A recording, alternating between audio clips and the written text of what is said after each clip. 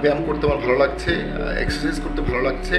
Diabetics নিয়ে আমার অনেক টেনশন থাকতো, ডায়াবেটিক্স বাড়লে মন খারাপ থাকতো। জিম করার পর থেকে আমার ডায়াবেটিক্স, প্রেশার, রাতের ঘুম, এই তিনটে জিনিস নিয়ে আমাকে আর মোটেও টেনশন করতে হচ্ছে না। পাশাপাশি একটু একটু করে ওয়েট কমছে। 2015-তে ফেব্রুয়ারি 1 তারিখ আমি হঠাৎ করে স্ট্রোক করে যাই এবং এক সাইডে আমার প্যারালাইজড হয়ে যায়। তখন থেকে আমি দীর্ঘ এই এতটা বছর আমি বিছানায় ছিলাম এবং আমি খুব কষ্টেই ছিলাম। তো আল্লাহর মতো আমি জিম করার পর আমি নিজেকে অনেক বেটার ফিল করছি। গত 5 মাস যাবত আমি হেঁটে হাঁটা চলা করছি, আসতেছি জিমে এবং নিজেই মুভ করতে পারছি। আল্লাহর কাছে অশেষ রহমত। ইনফ্যাক্ট আমার গত জুন মাসে একটা ব্রেন স্ট্রোক করার পরে আমার রাইট সাইডটা অনেক উইক হয়ে যায়। তারপরে আমি ফিজিওথেরাপি নেই, ট্রিটমেন্ট করি, সব কিছুই করি, বাট একটা পর্যায়ে এসে দ্যাট ওয়াজ নট ওয়ার্কিং। তো একটা পর্যায়ে এসে দেখলাম যে আর থেরাপি বা কোনো কিছুতে কাজ করছে না। তখন আমি জিমে ভর্তি হই এবং it's helping me a lot.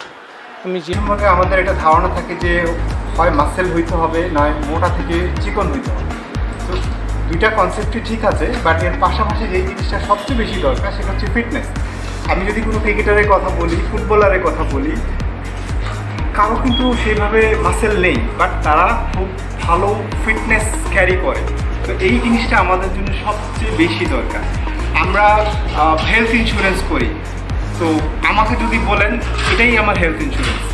So especially my ligament issues. So he has given all the instruction to do all my schedules. So because of that, I will able to balance myself and reduce my weight. Fitness ক্লাবে যদি আপনি ভর্তি হন, আপনার অনেকগুলো medical problem, অনেকগুলো psychological problem ওষুধ ছাড়াই আপনার সমাধান হবে এবং অসংখ্য মেডিকেল কজকে আমরা ডেফার করতে পারবো, যেটা আমাদের দরকার সুস্থ জীবনের জন্য।